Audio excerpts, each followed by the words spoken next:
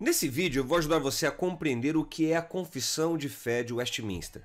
Além de você entender a relevância dela e a importância dela para o cristianismo protestante, você vai também compreender os fatores históricos que começam desde o século XVI e que avançam para o século XVII e que explicam o porquê da formulação dessa tão importante confissão de fé. Então fique comigo aqui agora e vamos estudar a respeito da Confissão de Fé de Westminster, uma confissão histórica que tem um papel fundamental no cristianismo protestante.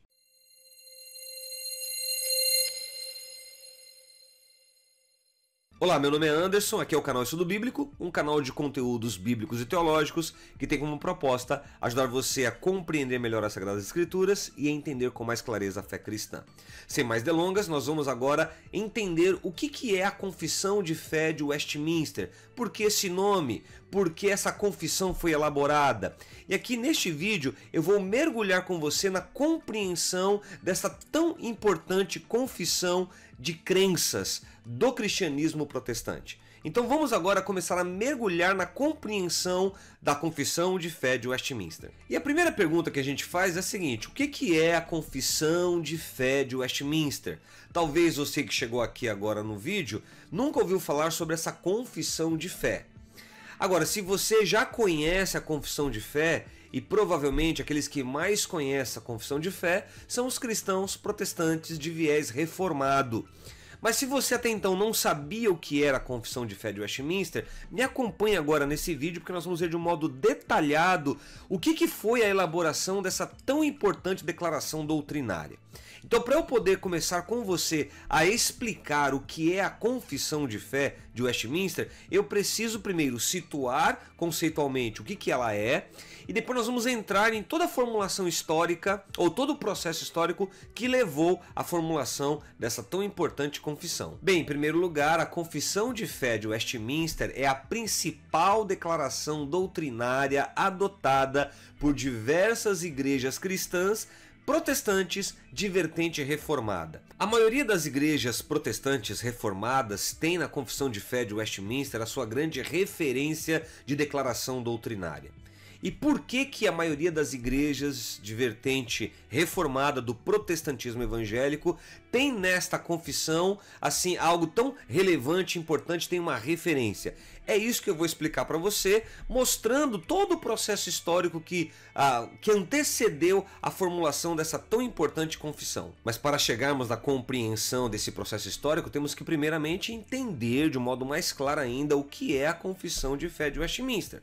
Ela é um dos documentos teológicos mais influentes do protestantismo reformado, amplamente utilizado por diversas igrejas presbiterianas, igrejas congregacionais e algumas igrejas batistas ao longo dos séculos. Então não há como falarmos do protestantismo reformado se não mencionarmos a Confissão de Fé de Westminster. Ela foi um dos documentos aprovados pela Assembleia de Westminster, que foi realizada entre os anos de 1643 a 1649, convocada pelo parlamento inglês para elaborar novos padrões doutrinários, litúrgicos e administrativos para a Igreja da Inglaterra.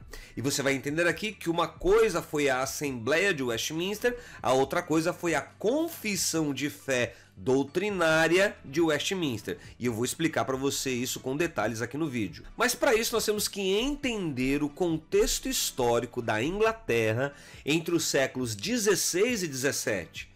Porque para compreendermos o porquê essa confissão de fé foi formulada, temos que entender os antecedentes históricos que aconteceram lá na Inglaterra, principalmente na questão político-religiosa. E algo que é muito claro é que o século XVII foi um dos períodos mais conturbados e decisivos da história da Inglaterra. Só que todo esse cenário conturbado da Inglaterra do século XVII teve um antecedente lá no século XVI. E compreender esse cenário histórico é fundamental para entendermos o porquê da Confissão de Fé de Westminster. O século XVII na Inglaterra foi um século marcado por tensões entre o absolutismo real e as aspirações parlamentares, e por intensas disputas religiosas entre anglicanos, puritanos, presbiterianos e católicos. Então foi um século, nesse caso o XVII, um século bastante intenso de conflitos, de tensões, e principalmente entre aquela questão do absolutismo, daquela ideia do absolutismo dos reis, e ao mesmo tempo ali o surgimento das ideias liberais, com a participação dos representantes do povo no parlamento. Então é um cenário em que, além dessa questão política entre aqueles que defendiam e que queriam um absolutismo monárquico na Inglaterra e aqueles que queriam limitar o poder do rei, vamos ter um conflito intenso acontecendo de um modo gradativo entre anglicanos, entre puritanos, presbiterianos e católicos. Então o século XVII é um século em que há um ápice na Inglaterra dessas tensões político-religiosas. E o resultado dessas tensões políticas e religiosas trouxe uma série de eventos decisivos. Guerras civis aconteceram na Inglaterra, a execução de um rei, o breve experimento republicano a partir do parlamento, a restauração da monarquia e, finalmente, a Revolução Gloriosa do século XVII, quando a Inglaterra acabou adotando um modelo de monarquia constitucional. Então, esse século XVII é um século crucial para a vida política e religiosa da Inglaterra, que culminará na formulação da Confissão de Fé de Westminster. Mas só conseguimos entender isso se a gente voltar um pouquinho lá atrás, no século XVI. Esse foi um período de intensas transformações políticas e religiosas lá na Inglaterra. Foi marcado por conflitos, por revoluções e por mudanças que moldaram a trajetória do país e que influenciaram o mundo ocidental até os dias de hoje. Portanto, compreender o que é a Confissão de Fé de Westminster, sem entender o contexto histórico do século XVII, em função das tensões, dos conflitos, daquele momento crucial na história da Inglaterra, não nos ajuda a entender com clareza o que foi a elaboração dessa confissão, que é uma confissão de cunho doutrinário, mas que ela surge a partir de questões internas da Inglaterra, na sua política, como também na sua dinâmica religiosa. Além disso, o século XVII foi marcado pela Reforma Protestante, que já havia transformado a Europa, e pela tensão entre a coroa inglesa, a Igreja Anglicana e movimentos reformados, especialmente os puritanos. Nós temos que pontuar que o século XVI é um século crucial na Europa, porque é o século em que eclode e que se espalha a Reforma Protestante, e que vai trazer impactos em vários países, em várias nações europeias da época, e que vai também reverberar na Inglaterra do século XVI e XVII. Então entender isso é fundamental para a nossa compreensão do que foi esse processo de elaboração da Confissão de Westminster. Portanto, o que vai ficar claro para você nesse vídeo é que a Confissão de Fé de Westminster ela foi elaborada durante um período de intensas convulsões políticas e religiosas na Inglaterra. Não foi uma confissão que surgiu do nada, teve todo um contexto, e compreender esse contexto é crucial para nós. E a origem deste contexto histórico, que culminará na formulação da Confissão de Fé de Westminster, está no século XVI, na pessoa do rei Henrique VIII da Inglaterra. Veja lá. Após a separação da Igreja Católica Apostólica Romana sobre Henrique VIII, a Igreja da Inglaterra, que é nesse caso a Igreja Anglicana, ela oscilava entre práticas católicas e práticas reformadas. Temos que pontuar algo aqui. Antes daquela ruptura de Henrique VIII em função da sua separação da rainha Catarina de Aragão, da Espanha, antes disso, a Igreja Cristã da Inglaterra era a Igreja Católica. Mas com a ruptura, com o fim do casamento Henrique VIII, contrariando a orientação da Igreja Católica Romana, o Henrique VIII faz a ruptura e forma a Igreja Anglicana. É esse o início de todo o processo que culminará décadas depois na formulação da Confissão de Fé de Westminster. Até 1534, a Inglaterra havia sido católica romana por muitos séculos. Neste ano, sob a liderança do rei Henrique VIII, essa nação rompeu com Roma e aprovou o ato de supremacia pelo qual o rei passou a ser o chefe da Igreja da Inglaterra. E desde então, até os dias de hoje, essa é a realidade. O rei da Inglaterra é o chefe da Igreja Anglicana. E isso tem o seu início lá em 1534, quando Henrique VIII faz a ruptura com a Igreja Romana. Sob Henrique VIII, a Igreja da Inglaterra rompeu com Roma, estabelecendo o anglicanismo como religião oficial, com o monarca como chefe supremo da Igreja.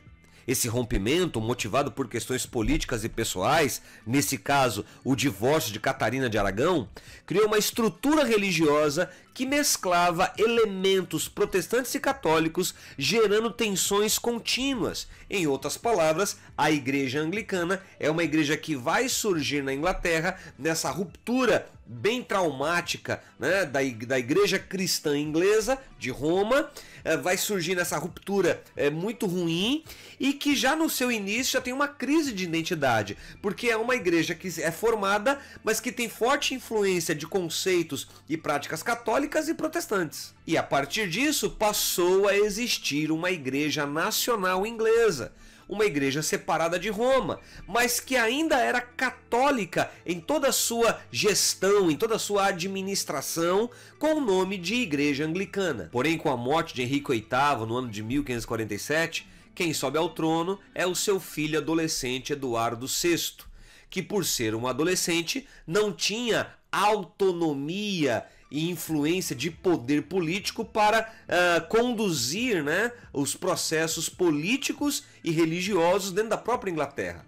E acabou sendo, de alguma forma, influenciado por algumas pessoas próximas a ele. E uma dessas pessoas foi Thomas Cranmer. E é sob a liderança de Thomas Cranmer, esse arcebispo de Cantuária, que foram elaborados dois importantes documentos, ambos influenciados pela teologia calvinista: os 39 artigos e o livro da oração comum. Então a Igreja Anglicana, em seu início, ela tem a seguinte realidade: ela tem toda uma lógica de funcionamento eclesiástico a partir da estrutura administrativa católica, tá? Só que ela começa a ter agora uma influência de elementos da doutrina protestante, onde Thomas Cranmer acaba influenciando profundamente a disseminação do protestantismo dentro desta nova igreja que foi inaugurada com a ruptura ali com Henrique VIII, que tinha falecido. Além desses documentos elaborados sobre a influência de Thomas Cranmer, várias outras reformas foram realizadas, tendo-se a impressão de que a fé protestante iria triunfar sobre a Igreja Anglicana, tirando dela toda aquela estrutura de funcionamento e também de doutrina católica. Era este o cenário que se apontava. Todavia, a morte prematura do jovem rei, em 1553, interrompeu bruscamente esse processo. Thomas Cranmer e seus aliados viam, com aquela disseminação das questões doutrinárias do protestantismo reformado, viram nisso a possibilidade de avançar sobre a Igreja Anglicana. Porém, a morte prematura do filho de Henrique VIII inviabilizou esse processo. E aí, quem entra em cena? Quem entra em cena é Maria Tudor, conhecida como Maria Sanguinária. Veja lá, Eduardo foi sucedido por sua meia-irmã Maria Tudor, mais tarde conhecida como Maria a Sanguinária. Ela era filha de Henrique VIII e da princesa católica espanhola Catarina de Aragão. E é ela, Maria Sanguinária, Maria Tudor, que vai impedir este avanço do protestantismo reformado sobre a Igreja Anglicana. Ela vai fazer um movimento contrário, de trazer a Igreja Anglicana para próximo novamente do catolicismo. De imediato, Maria se dispôs a anular o que seu pai e seu irmão haviam feito e levar a Inglaterra de volta para a Igreja de Roma.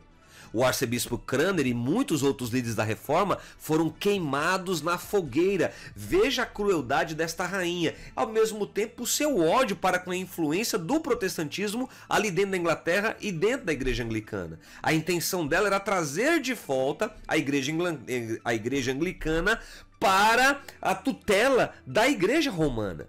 E aí, na sua fúria, no seu ódio contra aquela aquele avanço do protestantismo, ela manda assassinar Thomas Cranmer e outros líderes protestantes que estavam disseminando o protestantismo dentro da Inglaterra. Por causa disso, muitos protestantes fugiram para o continente, sendo que um bom número deles se refugiou em Genebra, onde o reformador João Calvino estava no auge da sua influência. Ou seja, a perseguição cruel estabelecida por Maria Sanguinária levou vários dos cristãos protestantes que estavam na Inglaterra a irem para a Europa. E muitos deles vão ter contato direto com João Calvino lá em Genebra, na Suíça. Esse grupo que chega na Suíça organiza uma igreja presbiteriana, tendo como pastor um dos refugiados, o escocês John Knox, nome importante para o presbiterianismo. Um outro refugiado, Miles Coverdale,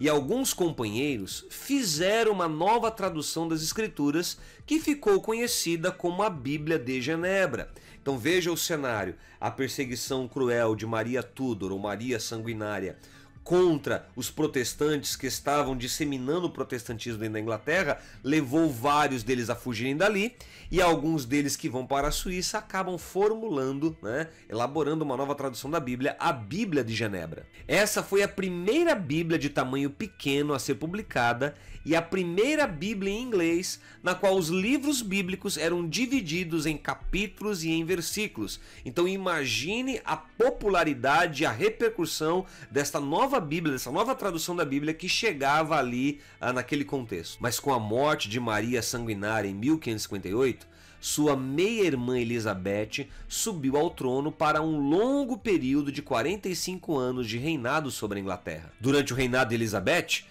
o anglicanismo se consolidou, mas os puritanos, que buscavam uma reforma mais profunda com base nas escrituras e no modelo calvinista, pressionavam por mudanças. Ou seja, passa aquele momento terrível de Maria Sanguinária, porque ela acaba morrendo, e aí a sua meia-irmã, ela assume ali o reinado e vai reinar durante um longo período. Só que Elizabeth I, ela faz com que a igreja anglicana esteja de fato sendo uma igreja independente da Inglaterra, distante de Roma, mas ela também não queria a influência protestante dentro da própria igreja. Só que no passar dos anos, os protestantes que estão presentes na Inglaterra irão fazer pressão para mudanças e transformações dentro da igreja anglicana. Portanto, no reinado de Elizabeth I, a Inglaterra consolidou sua identidade protestante, mas as divisões religiosas permaneceram. Essa consolidação da identidade protestante não veio por causa do anglicanismo como a religião cristã oficialmente protestante, porque ela era algo à parte, era algo distante tanto do protestantismo reformado quanto também do catolicismo. Era algo novo surgindo com características eclesiásticas organizacionais católicas, mas também com uma influência de teologia reformada.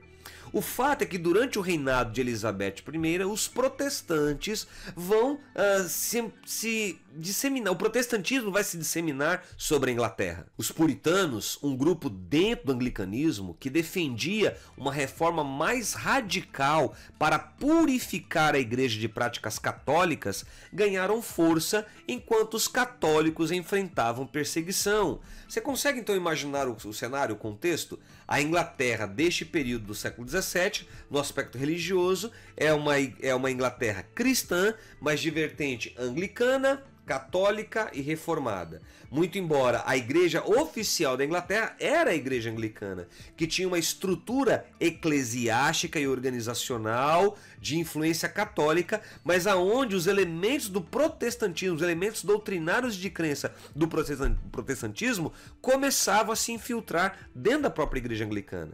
Então, portanto, é um ambiente de tensão. O ato de supremacia em 1559 e o ato de uniformidade reforçaram o anglicanismo, mas a questão religiosa nunca foi plenamente resolvida, criando um terreno fértil para conflitos no século seguinte, nesse caso, o século XVII. Com o ato de supremacia restabelecido, os protestantes exilados tiveram permissão para retornar.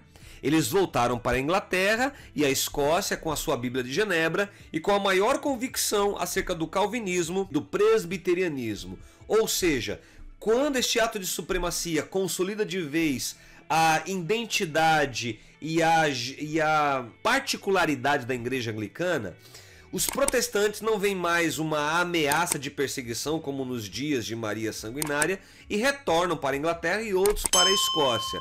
Porém, se deparando com a seguinte realidade: a igreja oficial é uma igreja anglicana de governo episcopal, enquanto os protestantes, neste caso presbiterianos e calvinistas, não estão satisfeitos com esta oficialização da igreja anglicana nos moldes que ela tinha de funcionamento. Eles queriam uma igreja mais bíblica e mais pura, não uma igreja tão institucionalizada a partir daquela lógica episcopal de governo. Nesse contexto, solidificou-se um movimento cujas raízes mais remotas vinham desde o pré-reformador John Wycliffe, passando pelo tradutor da Bíblia William Tyndale e muitos outros líderes. Falando nisso, aqui no canal tem um vídeo muito interessante sobre John Wycliffe, o precursor da Reforma Protestante no século XII. Recomendo muito você assistir esse vídeo. Clica aqui no card aqui do lado, que você vai conseguir ver esse vídeo depois que acabar esse vídeo aqui sobre a Confissão de Fé de Westminster. Firmemente apegados às Escrituras e à teologia calvinista, esses protestantes começaram a insistir numa reforma genuína da igreja inglesa, com uma forma de governo, um sistema de doutrinas, um culto e vida mais puros, ou seja, mais bíblicos. E são esses protestantes, chamados de puritanos, que vão de fato lutar por uma igreja mais bíblica, mais pura, porque até então a igreja anglicana ainda reproduzia muito daquela dinâmica eclesiástica operacional da igreja católica. E esse movimento do protestantismo queria uma igreja que se aproximasse mais ao ideal bíblico do Novo Testamento. Com isso, por volta de 1565, esse grupo de protestantes que queriam uma igreja mais pura, mais bíblica, passaram a ser chamados de puritanos. Então os puritanos foram esses cristãos ingleses que, insatisfeitos com a condição da igreja institucional anglicana e por forte influência da fé reformada de vertente calvinista, estavam lutando, portanto, para que a igreja da Inglaterra se rendesse não só na sua teologia, mas também em sua eclesiologia aos princípios reformados. Em função disso, a rainha Elizabeth se alarmou com o crescimento do puritanismo e ela fez tudo para forçar os puritanos a se submeterem aos padrões religiosos vigentes. E vale a pena destacar aqui que se submeter aos padrões religiosos vigentes significaria se submeter ao poder do rei, ou nesse caso ao poder da rainha, porque o chefe da igreja anglicana é o rei, naquele contexto, a rainha Elizabeth. Ou seja, a igreja anglicana adotava um modelo de governo episcopal na figura de uma liderança superior e, nesse caso, o monarca, a monarca. Todavia, o movimento continuou a crescer. Um autor diz que a Inglaterra nunca experimentou uma transformação moral tão grande como o que ocorreu entre o meio do reinado de Elizabeth e a convocação do longo parlamento. Então veja aí a tensão. Por um lado, a igreja anglicana, sob a liderança da monarca Elizabeth I, tentando forçar os puritanos, neste caso os protestantes puritanos, a se submeterem aos padrões religiosos vigentes da época, mas por um outro lado, esses protestantes ingleses, querendo uma igreja mais pura e mais bíblica, segundo os preceitos da reforma protestante, não encontravam, portanto, espaço dentro desse ambiente da igreja anglicana. E em função disso, o protestantismo continuou a avançar e se espalhar pela Inglaterra. E não é à toa que a Inglaterra se tornou o povo de um livro, a Bíblia, que era lida nas igrejas e nos lares, gerando uma grande vitalidade espiritual. E isso é uma herança de contribuição do protestantismo puritano da Inglaterra nesta época. Não foi por causa da igreja anglicana, porque até então ela tinha toda uma estrutura de funcionamento muito similar à igreja de Roma. É esta fé viva do protestantismo na época, que vinha ainda dos efeitos da reforma do século XVI, que vai consolidar esse movimento espiritual na Inglaterra, em sua sociedade e nas famílias inglesas. Com a morte de Elizabeth I em 1603, Tiago VI da Escócia, filho de Maria Stuart, tornou-se Tiago I, rei da Inglaterra e da Escócia. e chefe da igreja. A ascensão de Tiago I, ou Jaime I, que foi o primeiro rei da dinastia Stuart a governar a Inglaterra, logo após ele ter reinado como James VI na Escócia, marcou o início do século XVII. Então o século XVII, na Inglaterra, se inicia a partir da liderança monárquica de Tiago I ou Jaime I, certo? Onde os protestantes, num momento inicial, veem a possibilidade de consolidar o protestantismo dentro da Inglaterra, mas não acabou acontecendo isso. Veja lá. Tiago I herdou uma monarquia com desafios financeiros, religiosos e políticos agravados pela unificação das coroas da Inglaterra e da Escócia, que trouxe questões de governança e identidade. Os puritanos nutriam grandes esperanças em relação ao novo rei, que havia sido educado pelos presbiterianos da Escócia. Então, quando Tiago I chega ao poder na Inglaterra, no início do século XVII, os cristãos protestantes de vertente puritana, ou chamados de puritanos, apelidados de puritanos, eles veem na ascensão de Tiago I ao poder na Inglaterra a grande oportunidade de consolidar de vez o protestantismo na Inglaterra e dentro da igreja anglicana. Porque o Tiago I foi educado por presbiterianos na Escócia, mas não foi isso que aconteceu. Tiago I os decepcionou profundamente, visto ele estar muito apegado ao sistema episcopal de governo eclesiástico. Ele disse: vou fazer com que se submetam, ou eu os expulsarei do país, ou coisa pior. Então perceba que a grande questão aqui gira em torno do sistema de governo da igreja. Enquanto a Igreja Católica tinha e tem um modelo de governo episcopal monárquico, a Igreja da Inglaterra, com a ruptura com Roma, consolidou também um modelo episcopal, o que contrariava aquela perspectiva político-administrativa dos protestantes, e que de um movimento também começava a se consolidar a partir da burguesia inglesa também, que não queria mais ver um poder absolutizado em uma única pessoa. Então é a partir desse cenário, é a partir desse contexto que nós vamos entender porque que Tiago I não quis abrir mão do modelo episcopal da igreja anglicana. Ainda que ele tivesse sido educado por presbiterianos, ainda que ele tivesse sido educado a partir da herança de fé protestante, ele quis manter a igreja da Inglaterra, a igreja anglicana, debaixo de uma dinâmica episcopal, porque isso facilitaria a sua administração dos vários problemas que ele tinha que gerenciar dentro da Inglaterra. E como chefe da igreja, num governo episcopal, ele só tinha duas possibilidades: levar os protestantes a se submeter ao governo da igreja anglicana em sua pessoa ou expulsá-los de lá. Tiago I trouxe para a Inglaterra a doutrina do direito divino dos reis, segundo a qual o monarca governava por vontade de Deus, sendo responsável apenas perante ele. A velha doutrina, o velho entendimento sobre o direito divino dos reis, aquilo que baseou os absolutismos monárquicos na Europa no século XVI e XVII. Tiago I, ainda que tivesse recebido uma educação protestante de influência presbiteriana na Escócia, ele acabou frustrando os protestantes da Inglaterra porque ele quis continuar mantendo o modelo episcopal de governo na igreja anglicana. Essa visão absolutista monárquica entrou em choque com o crescente poder do parlamento inglês, que defendia maior controle sobre as finanças e políticas públicas. Esse é um cenário na época em que as questões políticas estão também muito afloradas. É o momento em que o parlamento inglês, sob influência da burguesia, onde muitos desses burgueses eram protestantes, não queriam mais ficar debaixo de um poder absolutista. É isso que vai explicar as revoluções da Inglaterra do século XVII. Esse é o cenário político da época. O parlamento inglês, composto pela Câmara dos Comuns e pela Câmara dos Lordes, tornou-se um espaço de resistência às ambições absolutistas dos Stuarts. Ou seja, o parlamento inglês vai tentar, nesse momento, frear esta influência absolutista monárquica dos Stuarts. E isso a gente aprende em história, no ensino fundamental e no ensino médio.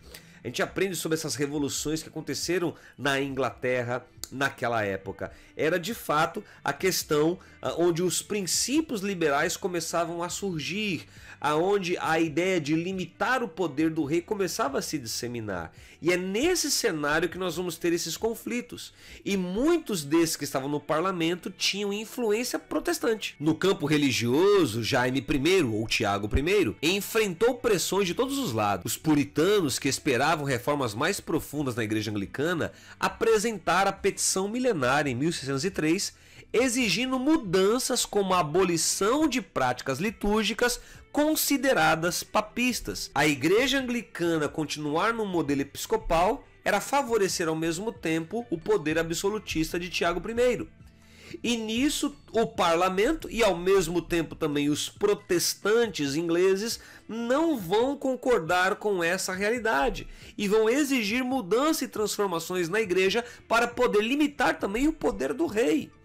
Era o início do movimento das influências do pensamento liberal, começava a surgir na Inglaterra e que irá culminar depois nas revoluções inglesas. Jaime I, no entanto, rejeitou essas demandas na conferência de Hampton Court, mantendo a estrutura anglicana. Ele foi irredutível e não abriu mão da estrutura de poder político-religioso que ele tinha na igreja inglesa, ou na igreja anglicana. No seu reinado, um grupo de puritanos foi inicialmente para a Holanda e depois para a Nova Inglaterra, na América do Norte.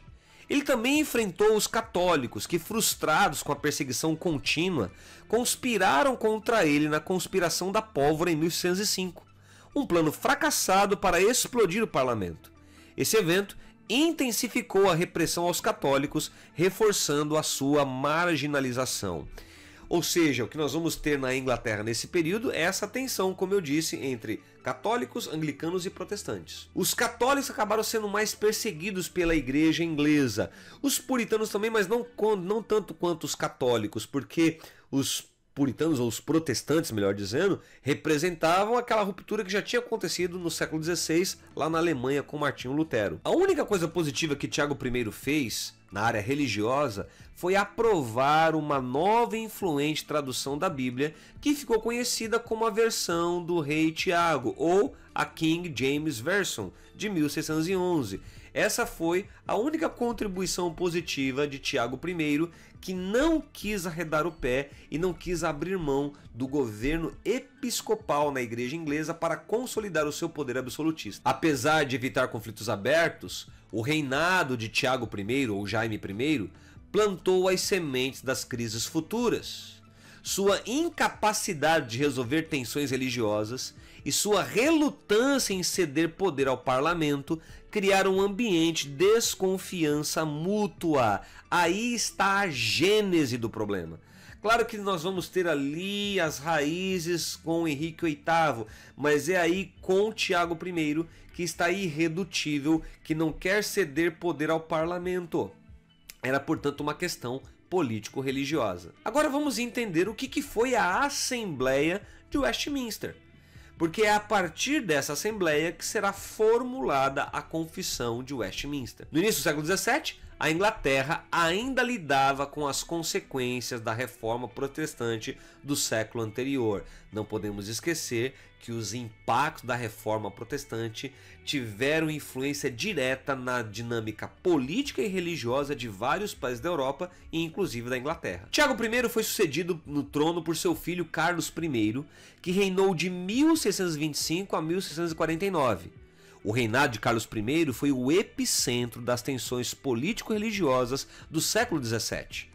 Carlos I, ainda mais comprometido com o direito divino dos reis, mais do que o seu pai, adotou políticas que alienaram tanto o parlamento quanto amplos setores da sociedade. Então perceba que o cenário é um cenário de transformação política. As coisas estão caminhando para a queda do absolutismo monárquico e o pano de fundo deste embate político são as questões religiosas. E aí Carlos I acaba sendo mais irredutível que o seu pai, Tiago I. Ele quer de todas as formas cercear o parlamento, ele quer impedir o parlamento inglês de decidir e de estar presente nas questões políticas da Inglaterra. Em outras palavras, começava-se o processo de limitar o poder dos reis, mas Carlos I, semelhante ao seu pai, não quis fazer isso. O principal conselheiro de Carlos I era William Laud, o arcebispo de Cantuária, um adepto da teologia arminiana e da uniformidade religiosa. Em outras palavras, William Laud, ele defendia, portanto, a continuação do modelo episcopal de governo na Igreja Anglicana sob a liderança agora de Carlos I. Influenciado por William Laud, Carlos I promoveu uma versão do anglicanismo que enfatizava cerimônias e hierarquia eclesiástica, o que muitos puritanos viam como um retorno ao catolicismo. E é aí que a coisa vai complicar. Porque os protestantes não iriam admitir, os protestantes puritanos não iriam admitir um retorno ao catolicismo.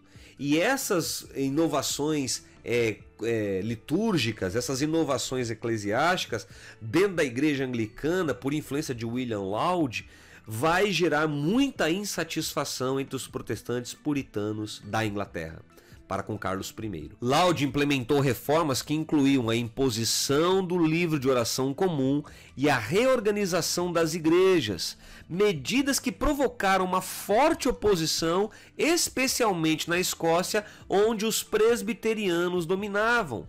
E isso vai, portanto, crescer em intensidade até que irá culminar na Assembleia de Westminster. Em 1637, Carlos I e William Laud tentaram fazer com que os presbiterianos da Escócia se submetessem ao governo e culto da Igreja da Inglaterra, com seu sistema episcopal de bispos e arcebispos, o que para os presbiterianos escoceses era um absurdo, porque no sistema presbiteriano de governo há um presbitério, e voltar para estar debaixo de um governo episcopal era retornar ao catolicismo. A tentativa de impor o anglicanismo na Escócia levou à revolta dos bispos, que aconteceu entre os anos de 1637 a 1640, quando os escoceses rejeitaram o novo livro de orações e assinaram o Pacto Nacional, comprometendo-se a defender o presbiterianismo. Na Inglaterra, os puritanos, que já se sentiam marginalizados, interpretaram as políticas de Laud como uma ameaça à sua visão de uma igreja reformada. Em outras palavras, os protestantes da Inglaterra estão vendo aquele tão sonhado desejo de ver uma igreja reformada se consolidar na Inglaterra e ir para o ralo. E isso vai deixá-los muito frustrados e irritados. Ao mesmo tempo, os católicos, embora ainda perseguidos, ganharam alguma simpatia da corte devido à rainha Henriqueta Maria, uma católica francesa, o que alimentou rumores de uma conspiração papista entre os protestantes. Portanto, no reinado de Carlos I, as tensões entre a monarquia e o parlamento se intensificaram. Ele, como seu pai Tiago I, defendia o direito divino dos reis e impunha práticas religiosas anglo-católicas, o que gerou resistência entre puritanos e outros grupos protestantes. E isso culminará naquilo que é conhecido como a Revolução Puritana. A gente aprende isso muito lá nas matérias de história, a Revolução Puritana, que é essa insatisfação dos cristãos protestantes da Inglaterra contra o poder absolutista monárquico de Carlos I a partir da liderança que ele exercia dentro da igreja anglicana e tentando agora colocar os protestantes ingleses debaixo do seu cajado, do seu governo, de modo forçado, impositivo. E isso não vai dar certo, porque é um momento em que a Europa começa a presenciar o fim do absolutismo monárquico. Isso vai iniciar na Inglaterra, depois vai desdobrar lá para outros países da Europa também. Mas é no contexto da Inglaterra que os ideais do liberalismo estão presentes nesses debates políticos e que tem agora um fundo religioso para intensificar essas tensões. Além disso, Carlos I enfrentou o parlamento em disputas sobre impostos e autoridade. A sua tentativa de governar sem o parlamento entre 1629 e 1640, conhecido como governo pessoal ou os 11 anos de tirania, quando ele fechou o parlamento, foi marcado pela imposição de tributos impopulares, como chip money, um imposto para financiar a marinha. E isso indignou a classe média e os proprietários de terra e indignou a burguesia. Esta imposição absolutista monárquica de Carlos I foi o combustível para intensificar aquilo que eclodiria poucos anos à frente, a Revolução Puritana, mas que vai também pavimentar o caminho para a Assembleia de Westminster. A necessidade de financiar as guerras contra a Escócia forçou Carlos I a convocar o parlamento em 1640, mas o chamado Parlamento Curto foi dissolvido rapidamente por se opor às suas políticas. E é nesse cenário que vai entrar o Parlamento Longo. E o que foi isso? Veja lá. O Parlamento Longo foi convocado logo após o Parlamento Curto. E isso marcou um ponto de inflexão. Por quê? Porque liderados por figuras como John Pym, o parlamento inglês exigiu reformas, incluindo a abolição de tribunais eclesiásticos, como a Corte da Alta Comissão e a prisão de William Laud. Ou seja, o parlamento vai se impor, o parlamento vai resistir a essa influência monárquica, absolutista monárquica, e vai agora exigir limitações ao poder do rei e, por consequência, também mudanças na estrutura da Igreja Anglicana. As tensões culminaram na Grande Remonstrância de 1641, um documento que listava as queixas contra o rei, exigindo maior controle parlamentar sobre o governo e sobre a Igreja. Você consegue perceber como que há um clima de tensão crescente? Uma tensão que vai crescendo a partir dessas duas influências, a influência política e a influência religiosa. Então não era apenas uma questão de cunho espiritual, era uma questão político-religiosa. Esse é o pano de fundo para compreendermos o que foi a confissão ou por que foi formulada a Confissão de Fé de Westminster. Essas tensões culminaram na Primeira Guerra Civil Inglesa, que vai acontecer entre os anos de 1642 a 1646, entre os realistas, que eram os apoiadores do rei, e os parlamentaristas, muitos dos quais eram puritanos, muitos dos quais eram protestantes. Esses realistas, também chamados de cavaleiros, apoiavam Carlos I e, nesse caso, a Igreja Anglicana. Eles enfrentaram os parlamentaristas, também chamados de cabeças redondas, que incluíam puritanos, presbiterianos e outros defensores de maior poder parlamentar. E esses são os burgueses. A gente sabe que a queda do absolutismo monárquico vai se dar pela ascensão da burguesia, que não queria mais estar debaixo de um controle absolutista monárquico. E muitos desses burgueses eram protestantes, alguns presbiterianos, puritanos, e queriam ver agora mudanças em toda aquela estrutura político-religiosa que a Inglaterra estava vivendo. A guerra foi tanto política quanto religiosa, com os parlamentaristas, nesse caso os protestantes, buscando limitar a autoridade real e fazer aquilo que eles tanto almejavam, que era reformar a igreja. Compreende, portanto, esse cenário é importante ser entendido. Na Escócia, a igreja presbiteriana de orientação calvinista resistia às imposições litúrgicas de Carlos I. E em 1638, os escoceses assinaram um pacto nacional no qual se comprometiam a defender a fé reformada e o presbiterianismo e assim entraram em guerra contra o rei. Carlos I precisava de mais homens e dinheiro para lutar contra os escoceses e assim ele acabou sendo forçado a convocar a eleição de um parlamento.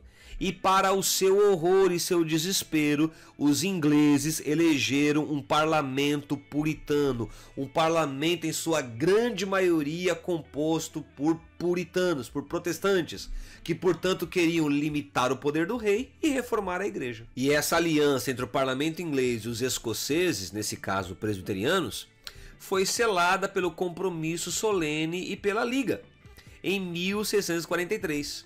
Que exigia a reforma da Igreja da Inglaterra conforme os princípios reformados. Tá entendendo o cenário? O Carlos I, ele acabou sendo forçado a ter que convocar o parlamento.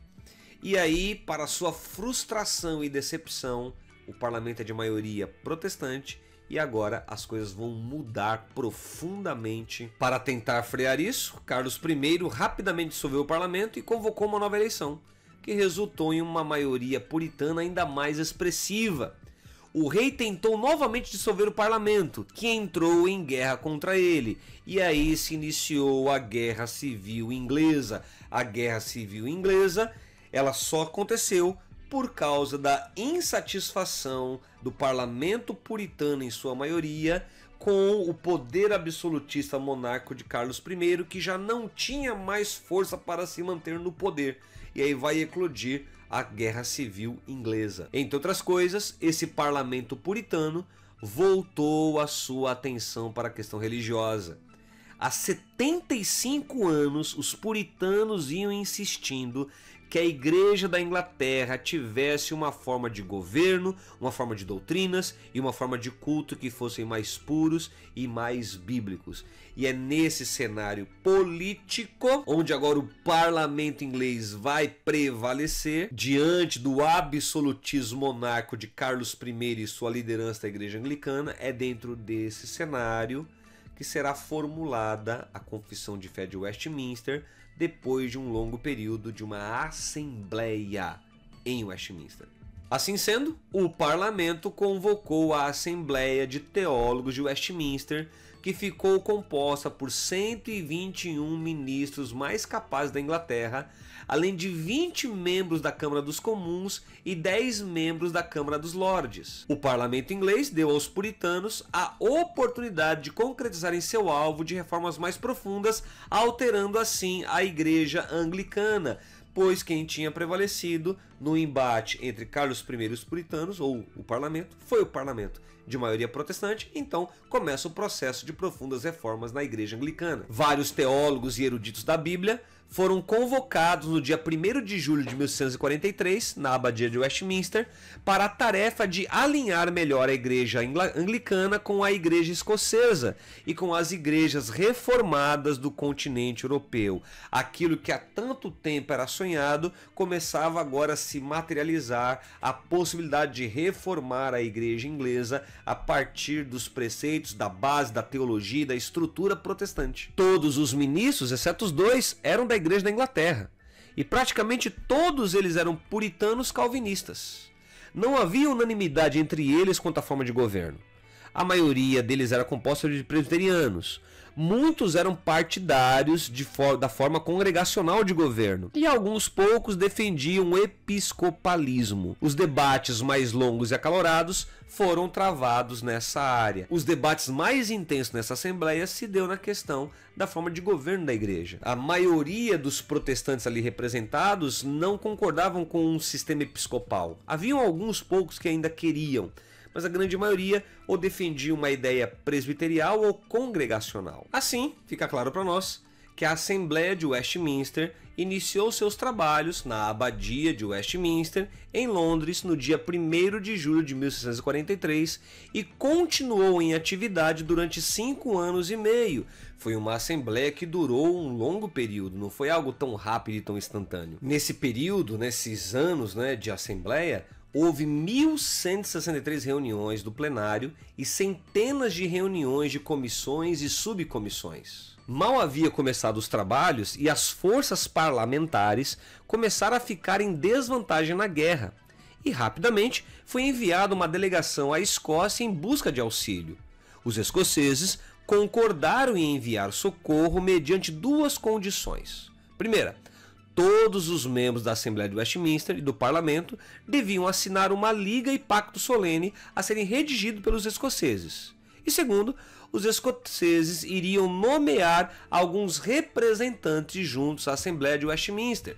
Ao assinar esse documento, os ingleses se comprometeram a manter e defender a Igreja Presbiteriana da Escócia e a realizar uma reforma na Igreja da Inglaterra e na Irlanda, em sua doutrina, seu governo, seu culto e sua disciplina, de acordo com a palavra de Deus e o exemplo das melhores igrejas reformadas. Então, o desejo por uma reforma da Igreja Anglicana em categorias reformadas, em categorias protestantes, era o que movia o interesse dos protestantes ingleses e escoceses. Os escoceses enviaram 6 delegados à Assembleia de Westminster, sendo 4 deles pastores e 2 presbíteros, porém sem direito a voto. Os ministros eram Alexander Henderson, Robert Bailey, George G. Sips e Samuel Rutherford. Esses poucos representantes escoceses exerceram uma influência decisiva sobre a Assembleia. Com a chegada dos escoceses e a assinatura da Liga e do Pacto Solene em setembro de 1643, houve uma mudança radical no trabalho da Assembleia. Antes disso, a maior parte do tempo havia sido dedicada a uma revisão dos 39 artigos e não se pensar em elaborar uma nova confissão de fé.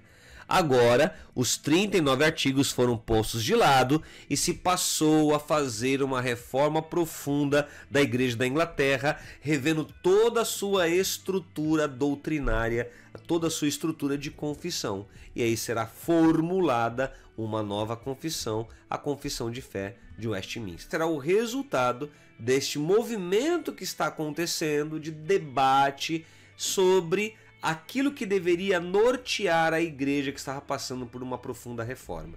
E aquilo que vai nortear são os elementos doutrinários que vão ser debatidos ao longo de anos dentro dessa Assembleia. Assim, a Assembleia de Westminster foi um conjunto de homens não somente eruditos, mas profundamente espirituais.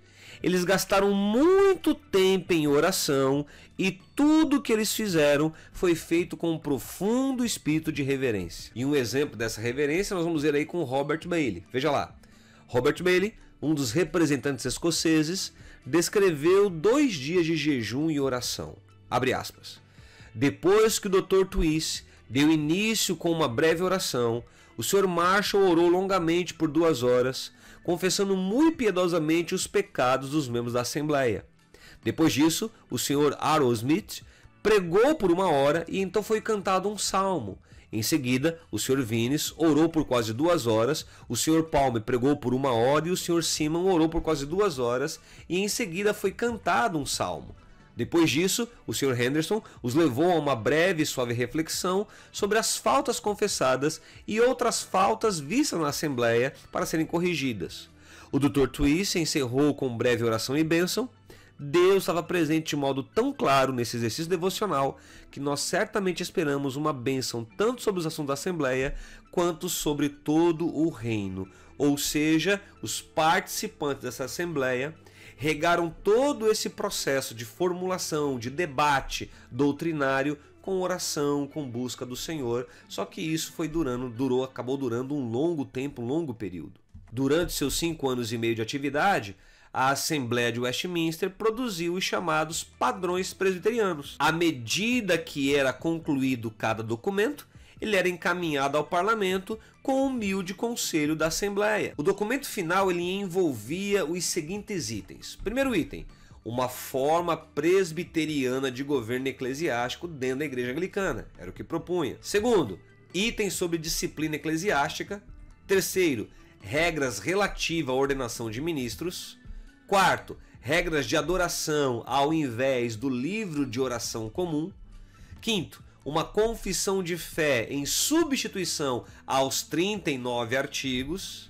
Sexto, um catecismo mais completo. E sétimo, um catecismo mais abreviado.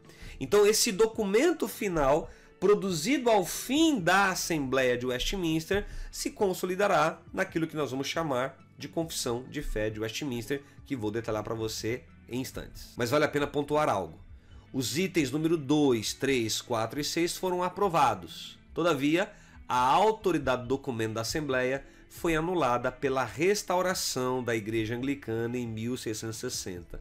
Traduzindo, em outras palavras, todo aquele trabalho produzido acabou sendo descartado porque retornou à Igreja Anglicana nos seus moldes originais com algumas mudanças, ou seja, uma Igreja Anglicana não influenciada pela lógica eclesiológica protestante. Então acabou sendo, portanto, mudado, né? Todo aquele trabalho da Assembleia acabou sendo, de uma certa forma, rejeitado. Porém, há um ponto a destacar aqui. Esse documento, ainda que foi rejeitado para toda a Igreja Anglicana, ou seja, deram para trás, não levaram ao fim, não levaram à sua consecução plena, esse documento exerceu forte influência sobre os presbiterianos. O parlamento não aprovou automaticamente o trabalho da Assembleia, mas gastou muito tempo estudando e discutindo cada documento. Os padrões presbiterianos, na ordem que foram concluídos pela Assembleia, foram os seguintes. Primeiro, Diretório do Culto Público a Deus. Foi concluído em dezembro de 1644 e aprovado pelo Parlamento em janeiro de 1645, e ele acabou substituindo o livro de oração comum. Segunda coisa, a forma de governo eclesiástico e ordenação. Foi concluído em novembro de 1644 e aprovada pelo Parlamento em 1648. Era uma forma presbiteriana de governo e substituiu o episcopalismo na Inglaterra, na Igreja da Inglaterra, por um período que depois acabou sendo rejeitado. Confissão de Fé foi concluída em dezembro de 1646 e aprovada pelo Parlamento em março de 1648. Catecismos Maior e Breve foram concluídos no final de 1647 e aprovados pelo Parlamento em setembro de 1648. E o Saltério, uma versão métrica dos Salmos para o culto, onde havia várias versões concorrentes, mas a de Francis Rose, membro do Parlamento da Assembleia, foi finalmente aprovada em novembro de 1645. Ele acabou sendo aprovado pelo Parlamento no ano seguinte. Ou seja, todo aquele trabalho de 5 anos, 5 anos e meio, não foi todo aproveitado, porque se retornou ali a dinâmica da Igreja da Inglaterra. Alguns elementos acabaram sendo aproveitados. E aí é que se chegou, portanto, à confissão de fé, A Assembleia de Westminster, depois desses debates doutrinários, teológicos e doutrinários acalorados e intensos, feitos por aqueles membros da Assembleia, onde a grande maioria deles eram teólogos, eram ministros, elaboraram uma confissão doutrinária, que é a conhecida Confissão de Fé de Westminster. O esboço inicial da Confissão de Fé de Westminster foi preparado por 2 comissões a partir de outubro de 1644, com a plena participação dos representantes da Igreja da Escócia. O plenário da Assembleia discutiu o documento de julho de 1645 a dezembro de 1646. Alguns dos debates foram acalorados, especialmente sobre temas como o decreto de Deus, a liberdade cristã e a liberdade de consciência e a liderança de Cristo. De um modo geral, houve uma notável unanimidade entre os participantes. No dia 26 de novembro de 1646, o texto ficou pronto, com a exceção do prefácio e de algumas emendas. Estes foram concluídos no dia 4 de dezembro, quando a Confissão de Fé foi apresentada à Câmara dos Comuns. Todavia, o Parlamento exigiu a apresentação de textos bíblicos de apoio, cuja preparação e discussão continuou até abril de 1647. Em 29 de abril, a confissão com as passagens bíblicas foi apresentada às 2 câmaras. A Câmara dos Comuns determinou a impressão de 600 cópias, somente para os membros do Parlamento e da Assembleia. O título era "O humilde Conselho da Assembleia de Teólogos, que por autoridade do Parlamento, ora está reunido em Westminster, com respeito a uma confissão de fé, com a adução de citações e textos da Escritura." Então veja como essa confissão ela foi sendo minuciosamente elaborada, debaixo de oração, de debate, agora da necessidade de respaldar biblicamente os pontos ali levantados, os pontos doutrinários levantados na confissão,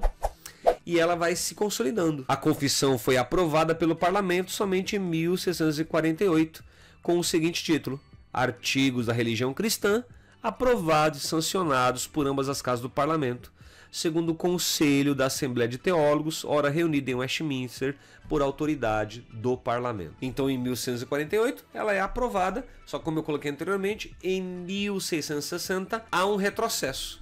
A Igreja Anglicana descarta esta confissão de fé, aproveita alguns outros elementos, mas mantém ali a sua estrutura episcopal de governo. Assim, a Confissão de Fé de Westminster é uma expressão da teologia agostiniana e calvinista, que há mais de um século vinha influenciando os teólogos ingleses em função do impacto dos protestantes reformados calvinistas que viviam na Inglaterra. Especificamente, a forma de confissão foi influenciada pelos chamados artigos irlandeses elaborados pelo bispo Ussher em 1615. Quanto ao esquema teológico geral, sobre o qual os teólogos de Westminster agruparam suas principais doutrinas, trata-se do sistema conhecido como teologia federal ou teologia do pacto.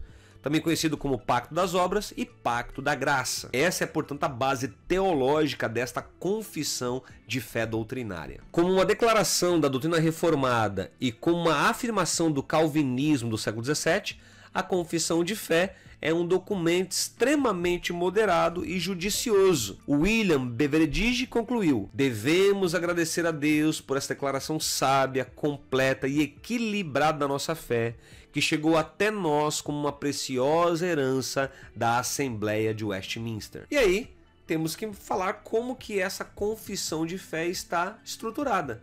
Ela sumariza toda a doutrina cristã de base protestante. E ela está organizada em 33 capítulos, que na época ocupavam 35 grandes páginas. Ela foi essencialmente o trabalho de teólogos puritanos com a cooperação de alguns escoceses. Ela incorpora a teologia britânica calvinista essencial, mas assume uma posição moderada acerca da doutrina da predestinação. Ela foi publicada em 1147, recebendo aprovação parcial do parlamento inglês em 1148.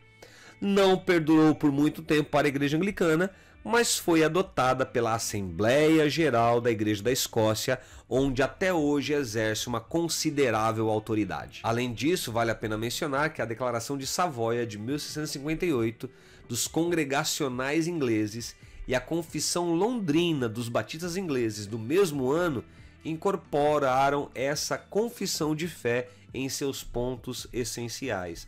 Por isso que ela se tornou base doutrinária para igrejas protestantes de vertente presbiteriana, congregacional, batista, várias delas. Essa confissão de fé foi o padrão doutrinário do congregacionalismo na Nova Inglaterra, nos Estados Unidos, no século XVIII, tendo obtido também uma decisiva influência entre os presbiterianos ortodoxos, embora com algumas modificações na interpretação e na ênfase. O fato é que essa confissão de fé tem sido um dos mais importantes e influentes credos do protestantismo cristão evangélico. Ela é, portanto, um documento importantíssimo para balizar biblicamente e teologicamente as declarações doutrinárias da fé protestante reformada. É uma declaração calvinista firme, incluindo a doutrina da eleição, com o aspecto da reprovação sobre a forma modificada de preterição. Pacto das Obras, firmado com Adão, aparece ali ultrapassado pelo Pacto da Graça. E este último é concebido como tendo duas dispensações: